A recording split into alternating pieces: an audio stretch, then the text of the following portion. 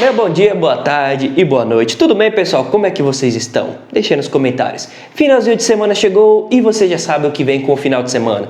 Curiosidades e histórias da matemática, né? No caso, como o meu vídeo passado já está tendo até uma tradição, como no vídeo passado foi de glossário matemático, no vídeo de hoje vamos falar sobre os símbolos matemáticos. Já até peguei essa referência. Quando eu postar um vídeo de glossário, logo em seguida vai vir um vídeo de símbolos da matemática, né? Eu sempre engato os dois juntos para ficar uma coisa mais dinâmica, né? No caso, também a parte 3 dos símbolos da matemática, né? Então hoje eu vou trazer mais símbolos que possivelmente você pode ver durante uma atividade, uma prova ou até uma definição de algum livro, né? E aí você pode até se questionar, mas tá, como é que eu utilizo ou o que significa esse símbolo? Bom, hoje eu vou trazer mais alguns símbolos, né, para a gente poder entender melhor o que a matemática quer nos dizer, porque a gente percebeu, né, que matemática não usa muita escrita, é símbolo para a gente poder interpretar. Então, vamos lá ver esses símbolos para a gente poder já estar afiado na matemática. Beleza?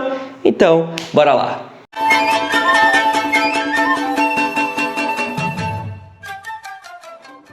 Bom, pessoal, retomando aqui, então bora ver mais alguns símbolos para complementar ainda mais, né, nosso conhecimento em relação à matemática. Aqui só tá alguns símbolos, já vou trazer mais outros, beleza?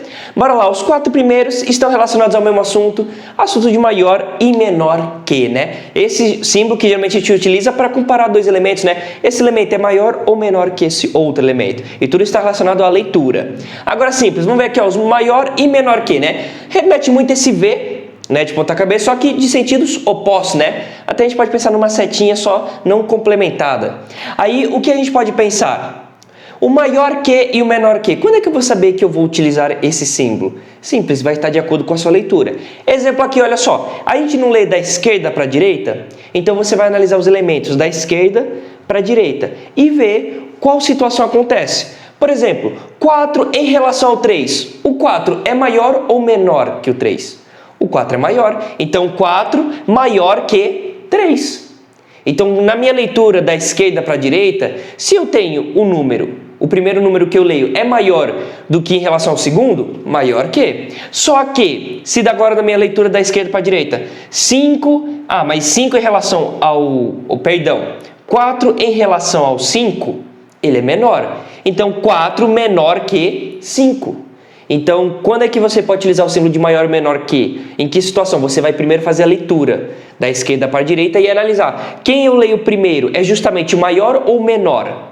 Se for maior, símbolo de maior que. Se for menor, menor que. Aí também na situação, para você se lembrar, se a gente for analisar até os símbolos como se fosse uma boquinha, sempre a parte maior, ela vai estar voltada para o maior número. Ó, o 4 é maior que 3, a boquinha está voltada para o maior número.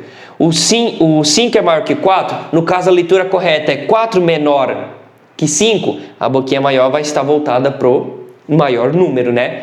Podemos pensar nisso. Ou também em outras situações, né? Quando o símbolo ele está abrindo e fechando da esquerda para a direita, ó, ele abre, mas fecha da esquerda para a direita, é o símbolo de maior que. Ele fecha e abre da esquerda para a direita, é o símbolo de menor que. Também pode analisar essa questão de abrir e fechar no sentido esquerda para a direita, beleza?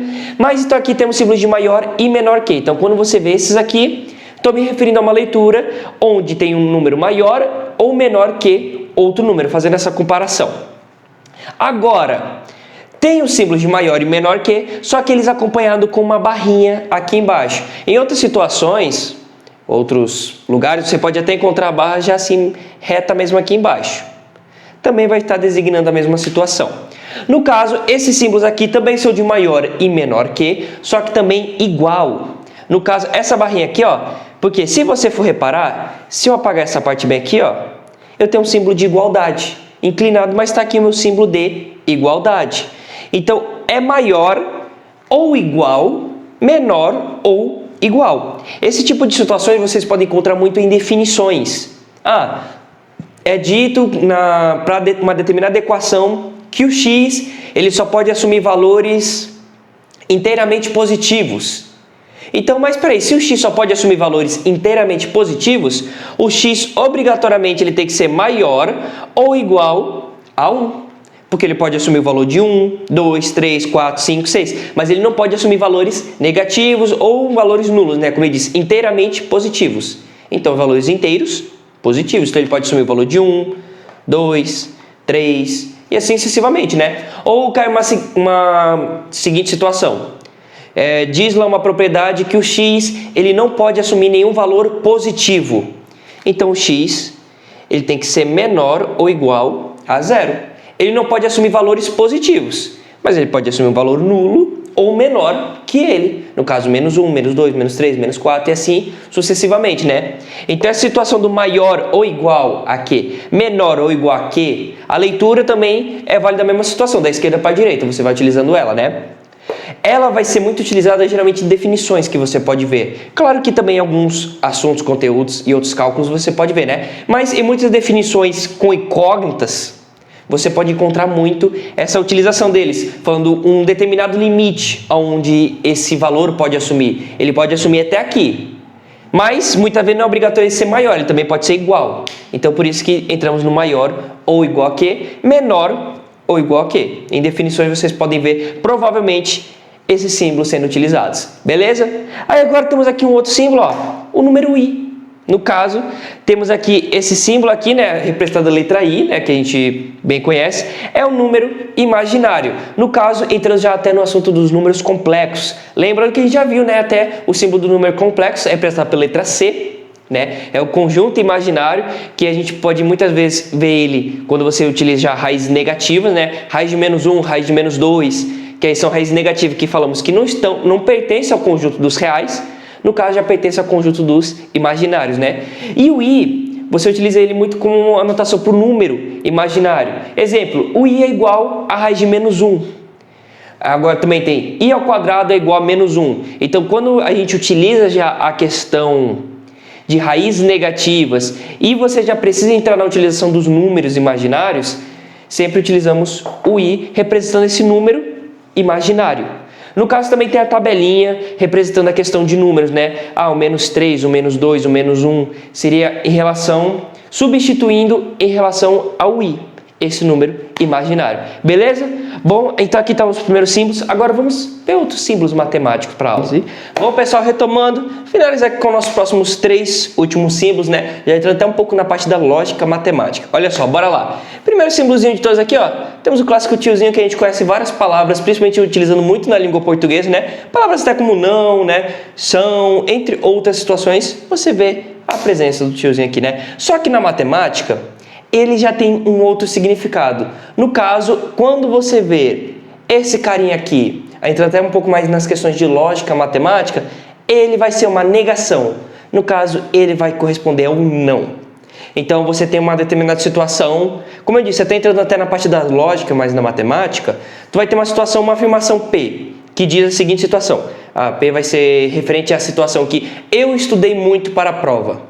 Só que no caso, se eu colocar esse tiozinho antes da minha referente à afirmação P, no caso tiozinho P vai ficar, aí eu estaria afirmando o contrário, eu estaria negando. Eu não estudei muito para a prova.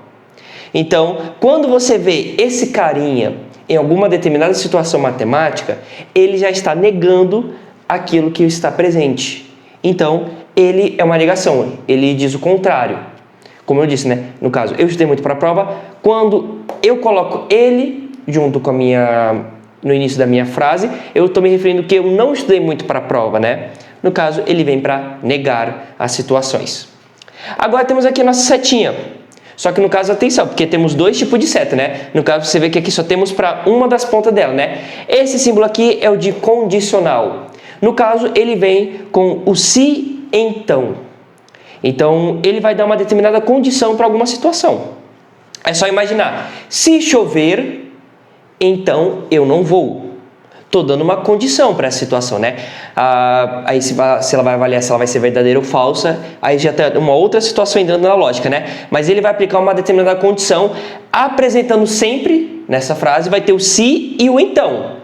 Aí, entre eles, você vai colocar as situações que vão determinar essa condição. Como eu disse, se chover, então eu não vou. Ou, se ela for, então eu vou. Ou então eu não vou, né? Então, quando você vê a presença desse símbolo, ele está dando uma condição. Ele é um símbolo condicional. E quando você vê esse símbolo, então quer dizer que na frase que vai ser aplicada, vai ter que ter a presença do se e do então. que é a leitura para esse símbolo aqui, que ele está aplicando uma condição. É só você ver toda a frase que eu disse, quando eu falei o se e o então, eu estou implicando uma condição. Se eu for amanhã, então terá aula. Agora, pensando como professor, né? Mas se eu não for amanhã, então não vai ter aula, porque o professor vai faltar. Então, implicando numa condição, que é justamente esse símbolo na matemática. Já quando você vê duas setinhas, já apontando para os dois lados, né? Vai ser o de bicondicional. No caso, temos o condicional, que é só uma seta. O bicondicional, o bi, já pensa em duas. Só que esse aqui, ele já é bem restrito. Uma coisa só pode acontecer se a outra acontecer também. Ele é bem restrito, porque ele é o símbolo de se e somente se. É a leitura para esse símbolo aqui. Então, esse símbolo aqui significa se e somente se. No caso, para alguma coisa acontecer, a outra restritamente também tem que acontecer. Se fosse aqui um exemplo, 3 elevado a 1 é igual a 2, se somente se 2 mais 3 for igual a 6. No caso, se você olhou, isso está tudo errado, né? Os cálculos estão errados. Mas como eu disse, né? Isso aqui só vai ser verdade se somente se isso também for verdade. Se isso não for verdade, então isso também não é. Porque eu tenho uma condição restrita para isso acontecer, que é o se somente se. Ele me disse que é restrito. Quando você vê essas duas setinhas aqui, quer dizer que uma situação só é verdadeira se a outra também for. Uma situação não será verdadeira se a outra também não for verdadeira. No caso, dá para ver aqui que as duas não são verdade, né? Então, isso aqui não é verdade, porque isso também não é verdade. Está errado. Então, temos a leitura do se, somente se, que ele restringe uma situação, que uma coisa só pode acontecer se a outra também acontecer. Se uma coisa não acontecer, a outra também não pode, porque somente se. No caso, esses três aqui utilizam muito na questão de lógica matemática, que é uma parte bem complicadinha na matemática. Complicado no sentido porque é muitos termos para se utilizar, né? E muitas análises, vendo as situações verdadeiras, situações falsas de acontecimentos, né? Então, aí só recapitulando, né? Você vê esses símbolos aqui, você tem uma negação de alguma coisa que vocês têm utilizado, né? Utilizou esse símbolo aqui na frente, então estou negando aquilo. Se então estou aplicando uma condição para alguma coisa, né? Isso acontece, se então isso, né? Está tendo uma situação de condição para um outro acontecimento. E se somente se, quer dizer que aquilo só acontece se aquilo também for. Se aquilo não for, então isso não acontece, não ocorre, né? Como a gente viu aqui na conta, né? Claramente errado, porque uma também está errada, né? Então, as duas não poderiam ter verdade se uma for falsa.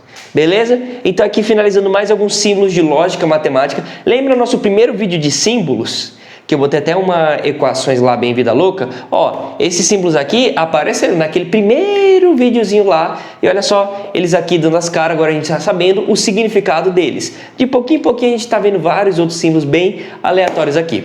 Beleza? Então, pessoal, bom, e por aqui eu finalizo o vídeo de hoje com essas curiosidades, no caso, os símbolos da matemática, né? Alguns símbolos bem aleatórios, outros que vocês possivelmente já poderiam ter visto, né? Mas sempre é bom a gente dar uma recapitulada, né? Pra gente poder também relembrar e refrescar ainda mais nossa mente, né? Porque se a gente não revisar, a gente muitas vezes acaba sempre esquecendo. Beleza? Então, bom, e por aqui eu finalizo o vídeo de hoje. Agradeço muito pela sua atenção, desejo um ótimo final de semana para você, aproveite esse domingo, também revisa um pouquinho, veja outros vídeos aqui no canal, outras curiosidades, ou entre nas nossas playlists de cálculo, né? Revisa um pouquinho matemática com a gente no AnimeF, beleza? Então, também peço, se inscreva e ative o sininho para não perder nenhuma novidade. E também, ó, deixa aquele seu like aí no final do vídeo. Beleza? Então, pessoal, bom, agradeço, falou, até a próxima.